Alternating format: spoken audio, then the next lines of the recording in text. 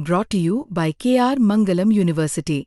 We provide you the platform to turn your dreams into reality. Give wings to your aspirations with KR Mangalam University.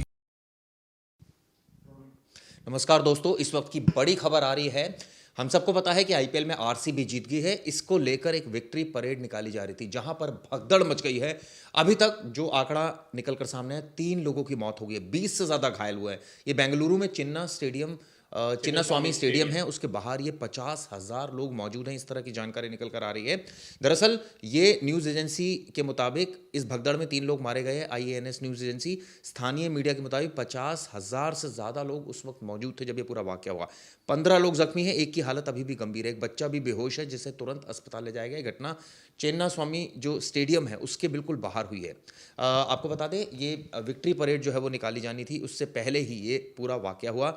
Team जब airport पहुंची तो हज़ारों लोग वहां मौजूद थे। टीम होटल से विधानसभा के लिए निकली। कर्नाटक के सीएम सिद्धरमैया ने विधानसभा में टीम के खिलाड़ियों से मुलाकात की। इसके बाद टीम विधानसभा पहुंच चुकी है। आरसीबी ने एक दिन पहले मंगलवार को आईपीएल में अपना टाइटल जीता था।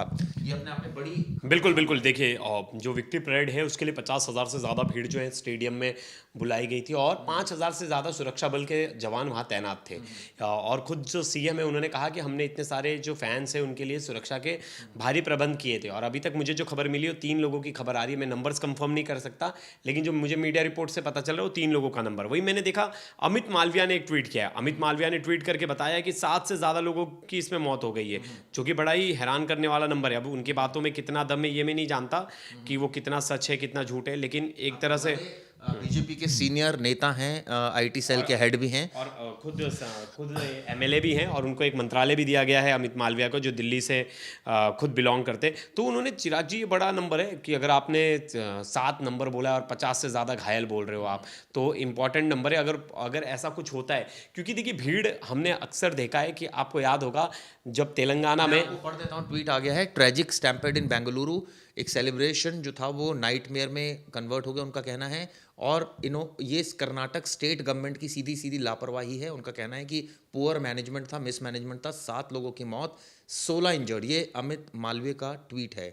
आपको बता दें, अमित मालवीय जो इस समय होल्ड कर रहे हैं जो पोजीशन, वो मैं आपको बता दूं, इंचार्ज है बीजेपी नेशनल आईटी डिपार्टमेंट के, और को इंचार्ज है वेस्ट बंगाल के, मेंबर हैं नेशनल एग्जीक्यूटिव के। तो ऐसे में अब ये सवाल खड़ा होता है कि क्या वाकई 7 लोगों की मौत हुई। हालांकि अभी तक जो आंकड़ा आया है वो 3 लोगों का आंकड़ा आ रहा है, वो भी मीडिया रिपोर्ट्स के मुताबिक 3 लोगों की मौत की पुष्टि की गई है।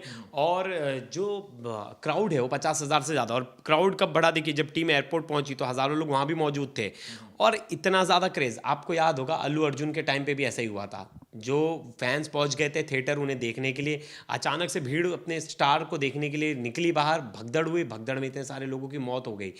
इसलिए जब इतना ज़्यादा क्राउड है, मुझे लगता है कि इस तरह की, मतलब मुझे लगता है भारत अभी ना इन सब चीज़ों के लिए ना बहुत ज़्यादा स्टेबल नहीं है। मैं पूरे भारत की बात करूँगा कि हमारे पास उतना मैन पावर नहीं है उतने लोगों को संभालने के लिए। मुझे लगता है इस तरह की विक्ट्री परेड को थोड़ा सा अवॉइड करना चाहिए। मुझे याद है मुंबई इंडियंस की जो विक्ट्री परेड होती थी, उसमें अगर 5,000 लोग इकट्ठा हो रहे तो उसमें से 2,000 तो पुलिसकर्मी होते थे।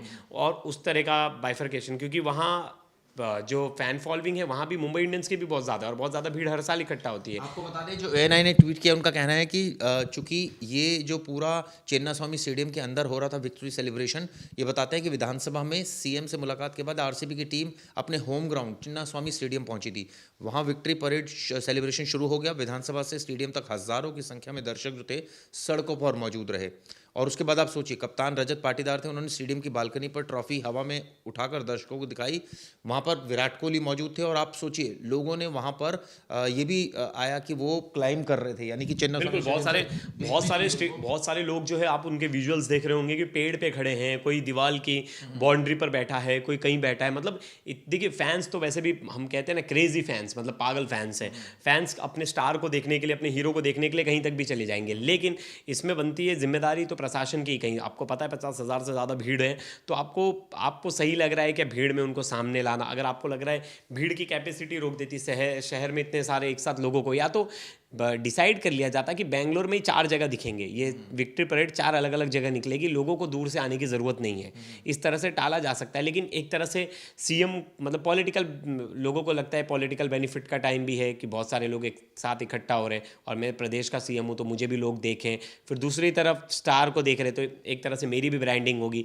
लेकिन मुझे लगता है इतनी भीड़ की ना अगर ज़रूरत नहीं है, अगर आप उतनी भीड़ को नहीं संभाल सकते तो भीड़ इकट्ठा करने की नहीं। हमने ऐसे बहुत सारे स्टैम्पेड लगातार 4-5 केसेस देख लिए। मुझे हाल फिलहाल में अल्लू अर्जुन का केस याद था जिसमें अल्लू अर्जुन पे एफआईआर हो गई थी। अब क्या, हाँ अब मुझे बिल्कुल बिल्कुल, और देखिए वहाँ सरकार किसकी थी, तेलंगाना में सरकार कांग्रेस की थी और यहाँ भी कांग्रेस की सरकार है। अब देखना होगा क्या ये अब एफआईआर वैसी होगी।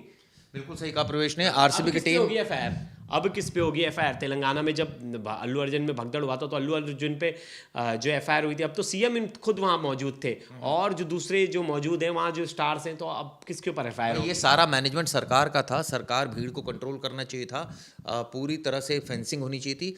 तकरीबन 3:24 पर आरसीबी की टीम बेंगलोर पहुंची थी, आपको बता दूं। उसके बाद विधानसभा और वहाँ से उसके बाद पहुंची थी चिन्नास्वामी स्टेडियम। इस समय वहाँ विक्ट्री परेड चल रही है, लेकिन जिस तरह से ये घटना हुई उसकी जितनी निंदा की जाए उतना कम है। फिलहाल आप ये विजुअल्स देखिए जिसमें ये साफ साफ नजर आ रहा है। भी मुझे लगता है चिराग जी जरूरत नहीं है, बिल्कुल नहीं जरूरत है। मैं तो भीड़ भाड़ में कितना भी मेरा फेवरेट सेलिब्रिटी आ जाए, मैं भीड़ में कभी नहीं जाऊंगा, कभी जीवन में नहीं जाऊंगा।